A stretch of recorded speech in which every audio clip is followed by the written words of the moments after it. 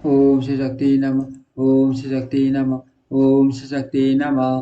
श्रावण मास की कामिका और पुत्र का एकादशी का महात्म्य। युधिष्ठिर ने पूछा, गोविंद वासुदेव, आपको नमस्कार है। श्रावण की कृष्ण पक्ष में कौन सी एकादशी होती है, उसका वर्णन कीजिए। भगवान श्री कृष्ण बोले, राजन सुनो, मैं आपको एक पाप नाशक उपाख्यान सुनाता हूँ, जिसे पूर्व काल में वर्मा जी ने नारद जी के पूछने पर कहा था। नारद जी ने प्रश्न किया, भगवान कमलासन, मैं आपसे ये सुनना चाहता हूँ कि श्रावण के कृष्ण पक्ष में जो एकादशी होती है, उसका क्या नाम है, उसके कौन से देवता हैं, तथा उससे उससे कौन सा पुण्य होता है, प्रभु यह बताइए। ब्रह्मा जी ने कहा, नारद सुनो सुनो, मैं संपूर्ण लोगों के हित की इच्छा इच्छा से आपके आपके प्रश्न का उत्तर दे रहा हूँ। श्रावण मास में जो जो कृष्ण पक्ष की एकादशी होती है, उसका नाम कामिका है। उसके स्मरण मात्र से वाजपेयी यज्ञ का फल मिलता है।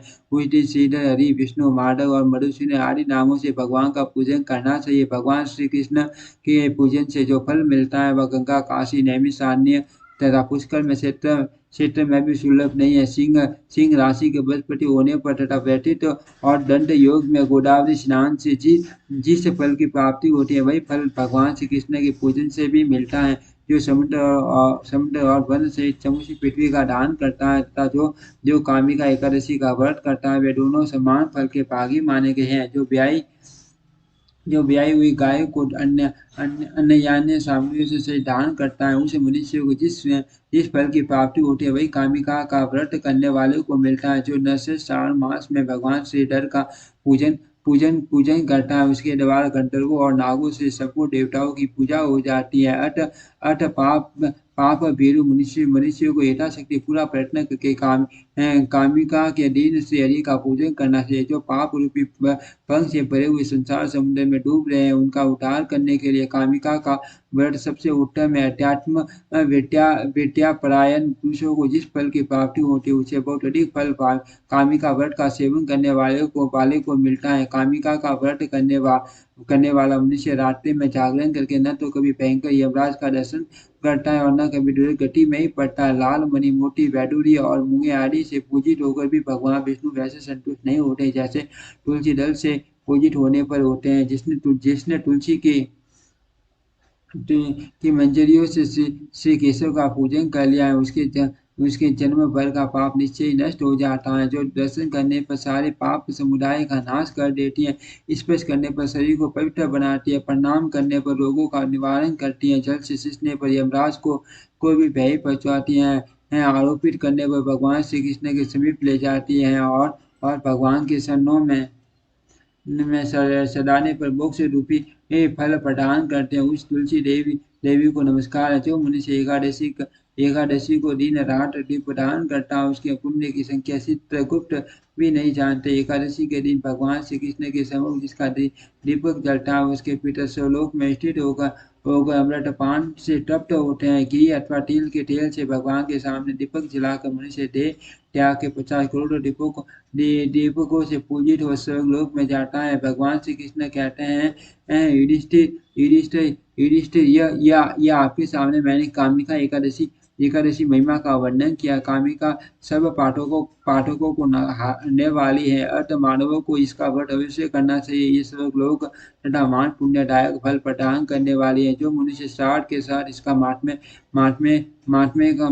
श्रवण करता है, वह सब पापों से मुक्त हो विष्णु लोक में जाता है। युधिष्ठिर ने पूछा, मधुसूदन, श्रावण के शुक्ल पक्ष में किस नाम की एकादशी होती है, कृपया मेरे सामने उसका वर्णन कीजिए। भगवान श्री कृष्ण बोले, राजन, प्राचीन काल की बात है। द्वापर युग के प्रारंभ का समय था। महिष्मतिपुरी में राजा महिजित अपने राज्य का पालन करते थे, किंतु उन्हें कोई पुत्र नहीं था, इसीलिए वह राज्य उन्हें सुखदायक नहीं प्रतीत होता था। अपनी अवस्था अधिक देख राजा को बड़ी चिंता हुई। उन्होंने प्रजावर्ग में बैठ गए इस प्रकार का, प्रजाजनों, इस जन्म में मुझसे कोई पाठक नहीं हुआ। मैंने अपने खजाने में अन्याय से कमाया हुआ धन नहीं जमा किया है। ब्राह्मणों और देवताओं का धन भी मैंने कभी नहीं लिया है। प्रजा का पुत्रवत पालन किया, धर्म से पृथ्वी पर अधिकार जमाया, तथा दुष्टों को वे बंधु और पुत्रों के सम्मान ही क्यों न रहे रहे वो दंड दिया है। शिष्ट पुरुषों का सदा सम्मान सम्मान किया और किसी को देवेश का पात्र नहीं समझा। फिर क्या कारण है जो मेरे मेरे घर में आज तक पुत्र उत्पन्न नहीं हुआ? आप लोग इसका विचार करें। राजा के ये वचन सुनकर प्रजा और पुरोहितों के सारे ब्राह्मणों ने उनके हित का विचार करके घन वन में प्रवेश किया। राजा का कल्याण चाहने वाले वे सभी लोग इधर उधर घूम कर ऋषि सेवित आश्रमों की तलाश करने लगे। इतने इतने ही में उन्हें मुनिश्रेष्ठ लोमशक का दर्शन हुआ। लोमशन जी धर्म के तत्व के संपूर्ण शास्त्रों के विशेष विद्वान, दीर्घायु और महात्मा है। उनका उनका श्री लोमश भरा हुआ है। वे ब्रह्मा जी के समान तेजस्वी हैं। एक एक कल्प बैठने पर उनके शरीर का एक एक लोम विशीर्ण मोटा टूट कर गिरता है, इसीलिए उनका नाम लोमश हुआ। वे महामुनि तीनों कालों की बातें जानते हैं। उन्हें देखकर सब लोगों का बड़ा हर्ष हुआ। उन्हें निकट आया देख लोमसन जी ने पूछा, आप सब लोग किस लिए यहाँ आए हो?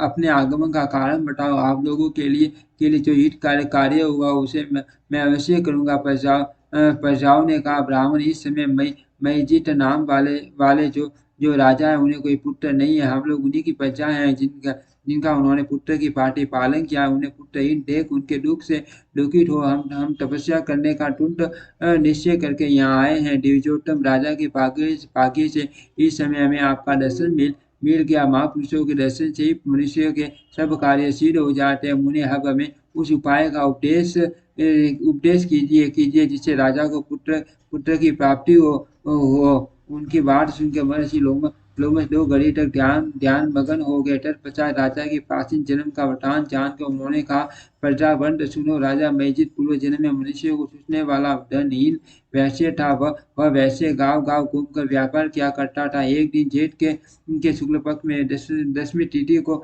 जब दोपहर का सूर्य तप रहा था, वह गांव की सीमा में एक जलाशय पर पहुंचा। पानी से भरी हुई बावली देखकर वैश्य ने वहाँ जल पीने का विचार किया। इतने में ही माँ बछड़े के साथ एक गौ भी आ पहुंची। वह प्यास से व्याकुल और ताप से पीड़ित थी। अतः बावली में जाकर जल पीने लगी। वैश्य ने पानी पीती हुई गाय को हाँक कर दूर हटा दिया और स्वयं पानी पिया।